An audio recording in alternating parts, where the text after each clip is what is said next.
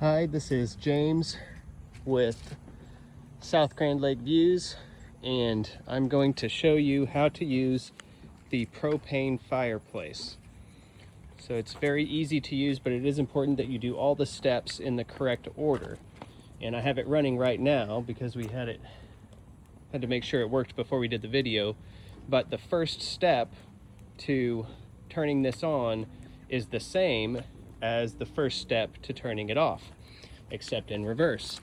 So there is a key for the valve under here that runs the propane, and in order to get this going first, you want to make sure that it is set to the off position. The off position is as far as it will go clockwise. So now it is off. You should not run anything until you make sure that it is in the off position. And the reason why is because propane is a lot jumpier than natural gas on fire pits. So you want to have the flame over the burner whenever you start the flow. So over here is our propane setup. This is what feeds the fire pit. It is an automatic changeover, so if one tank is empty, it should switch over to the other one to continue flow. But everything is governed by this timer, which right now we have set to 30 minutes. This is the off position. When it's off, no propane flows. So even if these valves are open, which currently they both are, nothing will flow until the timer goes.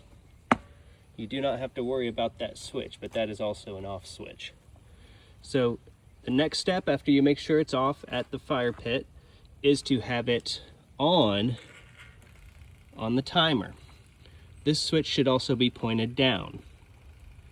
If this is not working, you want to make sure that valve is in line or pointed down, and that is pointed down, and the timer is on. You can hear it clicking whenever it's on. And then over here, you want to have a lighter going over the burner when you turn it on. Because if you do not, you will get a much bigger explosion than you want. So keep that flame close by. Don't run that gas for a long time. You guys enjoy the fire pit.